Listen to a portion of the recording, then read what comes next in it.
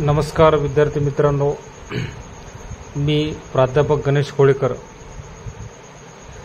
या व्हिडिओ लेक्चरमध्ये आज आपण calculation of mode in continuous series हा अत्यंत महत्त्वपूर्ण घटक की ज्याच्यावरती परीक्षेमध्ये प्रॉब्लेम विचारले जाऊ शकतात किंवा विचारले जातात. कंटिन्यूस सिरीजमध्ये मोड किंवा भूयिष्ठ किंवा बहुलक कशा प्रकारे काढतात हे आज आपण शिकणार आहोत. तर हा आपला प्रॉब्लेम आहे. ही जी सिरीज आहे याला कंटिन्यूस सिरीज म्हणतात आणि ही फ्रिक्वेन्सी आहे. तर उत्तराची सुरुवात करत असताना जसं की आपण डिस्क्रीट सिरीजमध्ये पाहिलं की ग्रुपिंग टेबल आणि ॲनालिसिस टेबलचा वापर करून मोड काढणे, तर तसंच या ठिकाणी आपण ग्रुपिंग टेबल तयार करायचं आहे. सर्वप्रथम ग्रुपिंग टेबल. तर ग्रुपिंग टेबलचे जे काही नियम आहेत या ठिकाणी 6 आपल्याला कॉलम्स करायचे. तर जी दिलेली फ्रिक्वेन्सी असते प्रॉब्लेममध्ये तिला आपण F1 असं म्हणायचं आहे. हा एक झाला. नंतर या ठिकाणी F2 आहे, नेक्स्ट F3, त्याच्यानंतर F4, नेक्स्ट F5 आणि नेक्स्ट जे आहे F6. तर अशा प्रकारे 6 कॉलम करून घेतल्यानंतर F1चा जो आपला नियम आहे की सर्वात मोठी फ्रिक्वेन्सी इंडिकेट करणे, दर्शवणे. तर या ठिकाणी बघू शकतो आपण 21 ही सर्वात मोठी आहे. त्यानंतर F2चा नियम आहे की ह्या फ्रिक्वेन्सीच्या दिलेल्या प्रॉब्लेममध्ये जी फ्रिक्वेन्सी दिली 2 जोड्या करायच्या 2च्या. तर बघा ह्या 2च्या 5 आणि 10 हे झाले 15, 14 आणि 21 हे झाले 34, राईट. नेक्स्ट 21 आणि हे 15 याची जोडी. तर पहा 1 हे 5 6 आणि 2 आणि 1 हे 3 हे 36 आणि हे 11 आणि 3 हे 11 आणि 3 14. परत आता सर्वात मोठी फ्रिक्वेन्सीची टोटल ही जे इंडिकेट करणे 36. आता F3, ह्या F3चा नियम असा आहे की पहिली फ्रिक्वेन्सी सोडून द्यायची, म्हणजे 5 आणि 2च्या जोड्या करायच्या. पहा ही सोडून दिली याच्यामध्ये. मग हे 10 आणि 14, तर 10 आणि 14 4 हे 24, ओके. त्यानंतर हे 20 आणि 21, 20 आणि 21, 20 आणि 20 40 आणि हे 41 आणि हे 15 आणि 11 म्हणजे 5 आणि 1 6 आणि हे कनेक 2. आता हे 3 उरले तिकडे, याला जोडी नाही म्हणून याची जोडी होणार नाही. तर परत मोठी आता इंडिकेट करायची 41 आहे. नेक्स्ट या ठिकाणी F4चा नियम बघा की ह्या दिलेल्या फ्रिक्वेन्सीचे 3च्या जोड्या करायच्या, 3च्या जोड्या. याचा नियम आहे F4चा. बघा पहिल्यापासून 3चा नियम. हे बघा 3, 5 10 आणि 14. हे बघा 5 10 आणि 14 हे 3च्या जोड्या, म्हणजे हे झाली 15 15 आणि 14 29, राईट. 15 14 29. नेक्स्ट 3 20 21 आणि 15, 20 21 आणि 15 याची बेरीज पहा. 5 आणि 6 आणि हे 2 आणि 2 4 आणि 5 56. त्याच्यानंतर हे 11 आणि 3 या ठिकाणी अजून एक पाहिजे, मी 3ची जोडी झाली असती पण नाही आहे, म्हणून या ठिकाणी जोडी होणार नाही आहे. हे सोडून द्यायचं. हे 56 मोठे बेरीज आहे, इंडिकेट केली. त्यानंतर F5 मध्ये नियम असा आहे की पहिली फ्रिक्वेन्सी सोडून उर्वरित राहिलेल्या फ्रिक्वेन्सीच्या 3च्या जोड्या करणे, म्हणजे 10 14 आणि 20. हे पहा 10 14 आणि 20 याची बेरीज करूया. 4 1 आणि 1 2 आणि हे 2 4 44. या ठिकाणी नेक्स्ट 21 15 आणि 11. हे पहा 21 15 आणि 11. 1 आणि 5 6 आणि 1 7 आणि हे 3 आणि 1 4 हे 47, सर्वात मोठे 47, ओके. लास्ट या ठिकाणी F6, याचा नियम असा आहे की सुरुवातीच्या 2 फ्रिक्वेन्सी सोडून द्यायच्या, 2, बरोबर आहे. या 2 सोडून 3च्या जोड्या. आता पहा या 2 सोडल्यानंतर 14 20 आणि 21. हे पहा 14, 20 आणि 21 म्हणजे जी बेरीज पहा 4 आणि 5 आणि हे 2 आणि 2 4 आणि 5 हे 55 राईट. आणि हे 3 15, 11 आणि 3 म्हणजे हे झाले 5 आणि 1 6 आणि 3 9 1 आणि 2 29 राईट. या ठिकाणी सर्वात मोठे 55. हा झाला आपला ग्रुपिंग टेबल. नेक्स्ट या ठिकाणी आता आपण ॲनालिसिस टेबल करणार आहोत. ॲनालिसिस टेबल, कारण डिस्क्रीट सिरीज आणि कंटिन्यू सिरीजमध्ये जे मेथड आपण वापरतो त्याला ग्रुपिंग टेबल आणि ॲनालिसिस टेबलच्या वापरून आपल्याला मोड काढायचा असतो आणि सिंपल सिरीजमध्ये ऑब्झर्वेशन मेथड आपण वापरतो. तर ॲनालिसिस टेबल जो आहे आता पहा, या ठिकाणी आपण F1 असं लिहून घ्यायचं, F2, F3, F4, F5 आणि F6. ओके. आणि इकडे लिहायचं आपली सिरीज.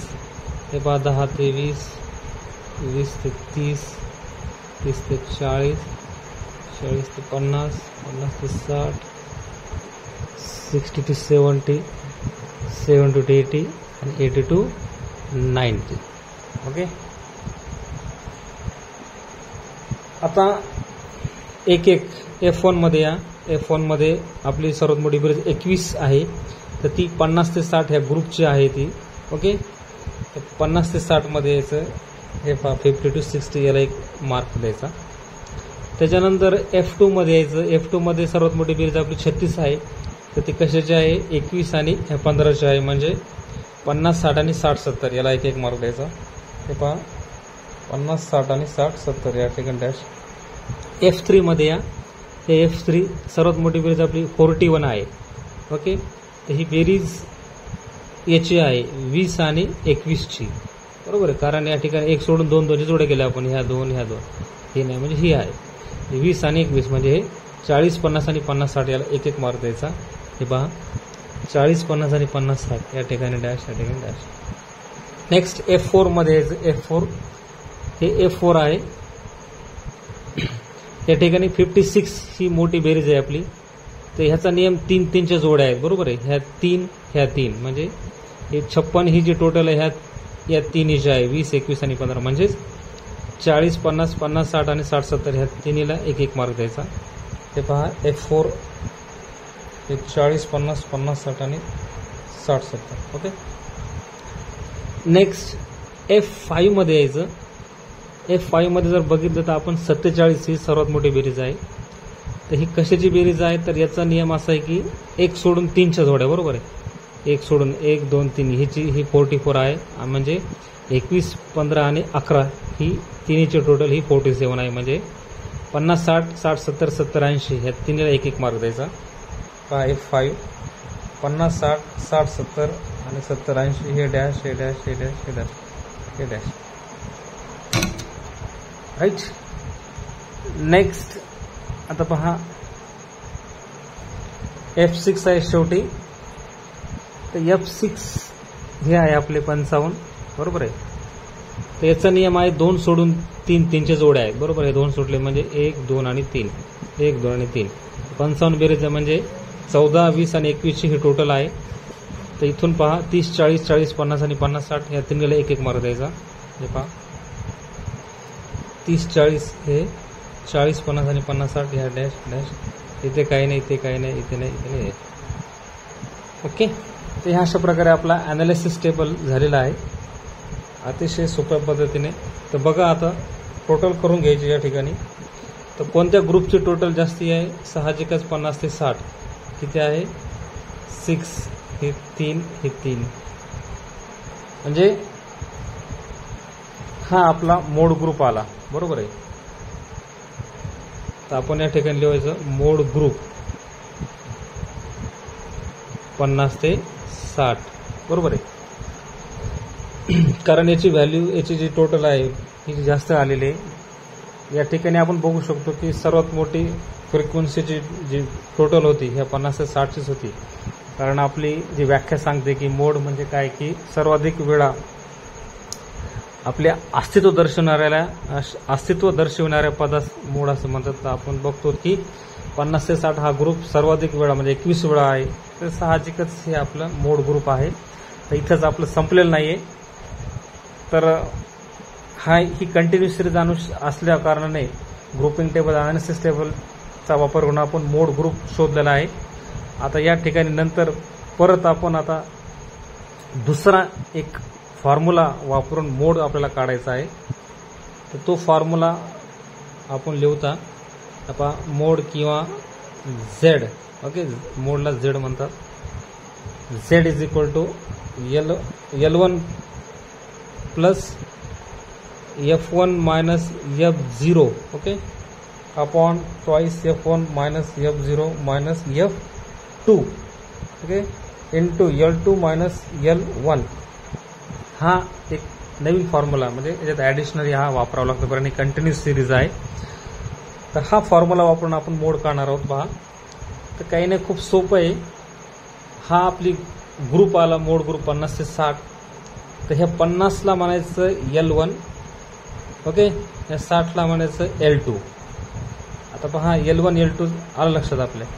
नंतर हे F1 F0 का आहे तर ह्या फ्रिक्वेन्सीकडे यायचं. पहा, तर ही जी आपली फ्रिक्वेन्सी आहे बरोबर आहे 50 ते 60 आपला ग्रुप असल्यामुळे ही आपली फ्रिक्वेन्सी आहे.